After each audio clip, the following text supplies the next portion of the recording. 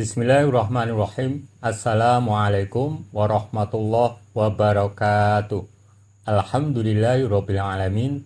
Assalatu wassalamu ala asrofi anbiya'i wal mursalin wa ala alihi wa sahbihi ajma'in wa ba'd. Usikum wa iyaya bitaqwallah faqad fazal muttaqun. Ikhwani fiddin rahimakumullah. Allah subhanahu wa ta'ala menegaskan bahwa hambanya yang beriman dalam melaksanakan sholat secara khusyuk, benar-benar khusyuk, itu akan memberikan keberuntungan yang besar, yaitu beruntung dunia dan akhirat. Ikhwani fiddin rahimakumullah, khusyuk itu terdiri dari satu kesatuan 3 kata, yaitu khosyah, tadallul, dan tadoruk atau tawadu.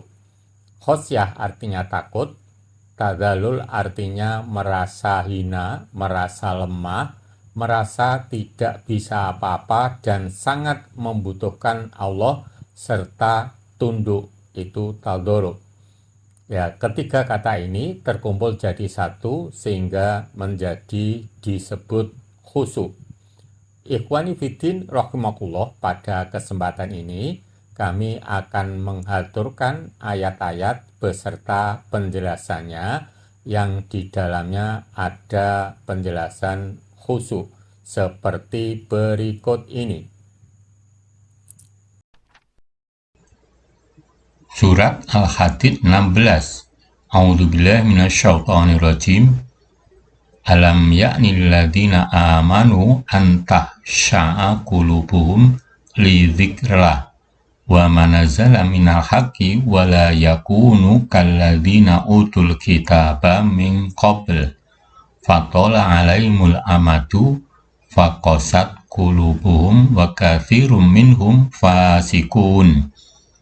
Artinya, belumkah datang waktunya bagi orang-orang yang beriman untuk tunduk hati mereka mengingat Allah dan kepada kebenaran yang telah turun kepada mereka. Dan janganlah mereka seperti orang-orang yang sebelumnya telah diturunkan Alkitab kepadanya, kemudian berlalulah masa yang panjang atas mereka, lalu hati mereka menjadi keras. Dan kebanyakan di antara mereka adalah orang-orang yang fasik. Bagi orang yang tidak tunduk, takut, dan merasa rendah kepada Allah, itu termasuk orang-orang fasik. Penjelasan Al-Hadid 16. Apakah belum saatnya bagi orang-orang yang membenarkan Allah dan Rasul-Nya dan mengikuti petunjuknya untuk melunakkan hati mereka manakala berzikir, mengingat dan menyebut Allah dan mendengar Al-Quran?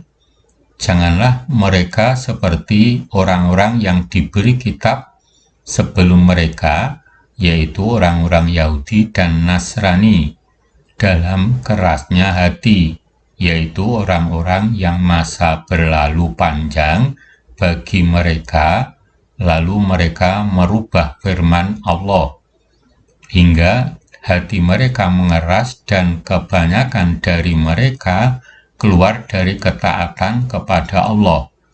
Ayat ini mendorong kelembutan hati dan kekhusyuan kepada Allah saat mendengar kitab Al-Quran dan As-Sunnah yang dibacakan, serta berhati-hati dari sikap menyerupakan diri dengan orang-orang Yahudi dan Nasrani dalam kekerasan hati mereka dan kebenggalan mereka dari ketaatan kepada Allah.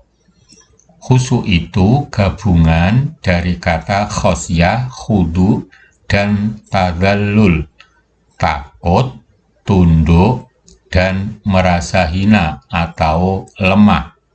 Ikhwani fiddin rahimakumullah, demikian tadi yang bisa kami aturkan tentang ayat-ayat yang menjelaskan khusyuk, berikutnya kami akan menjelaskan bahwa hamba Allah yang benar-benar mampu khusyuk itu akan diberi keuntungan yang besar. Khusyuk itu adalah wilayah hati.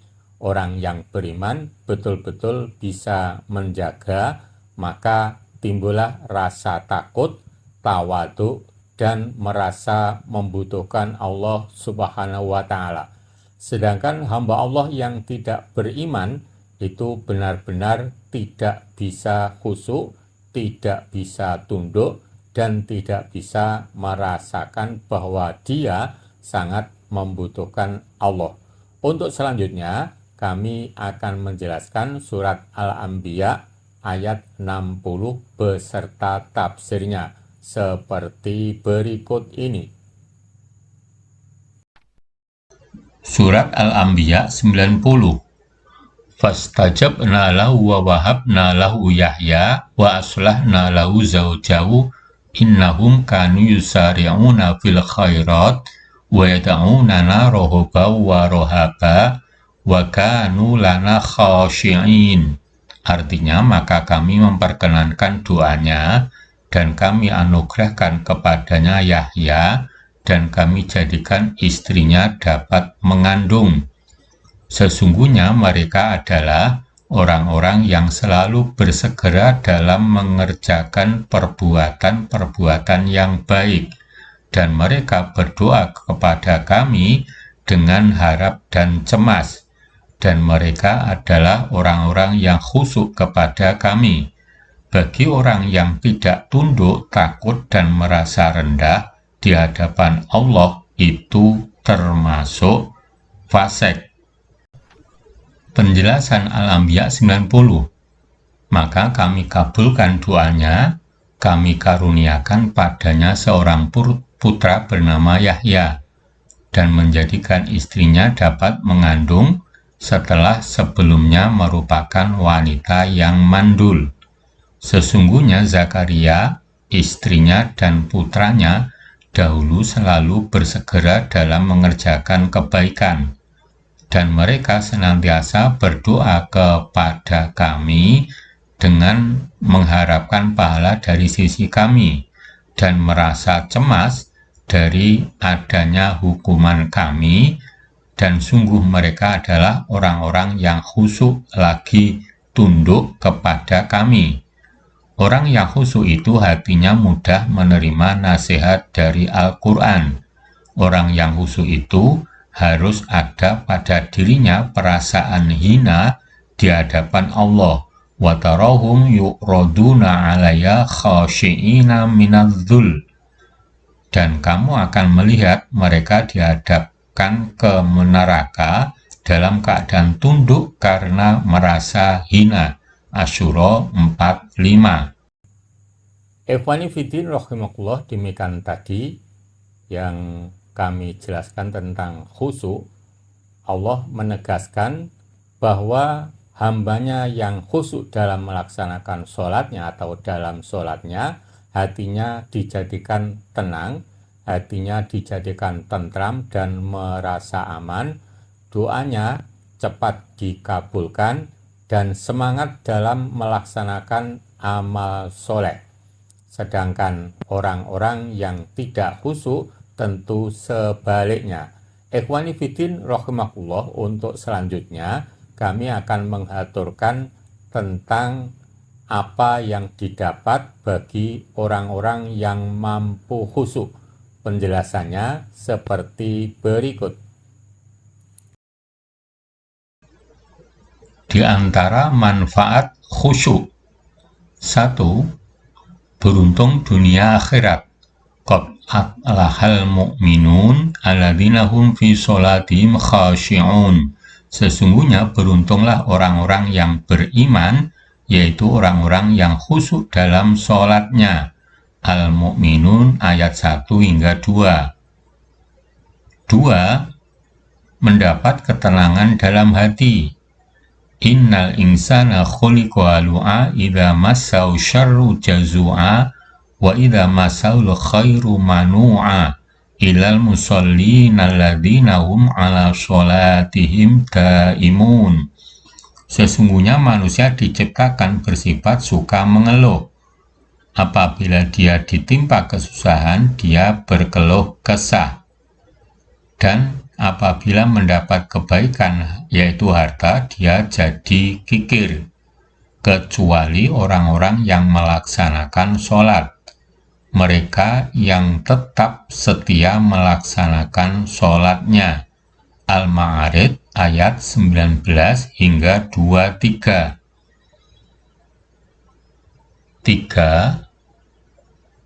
Dihapus dosa-dosanya. Man tawaddo'a nahwa wudu'i hadza thumma sholla raq'ataini la yuhadditsu fihima nafsahu ghafarallahu lahu ma taqaddama min dzambi.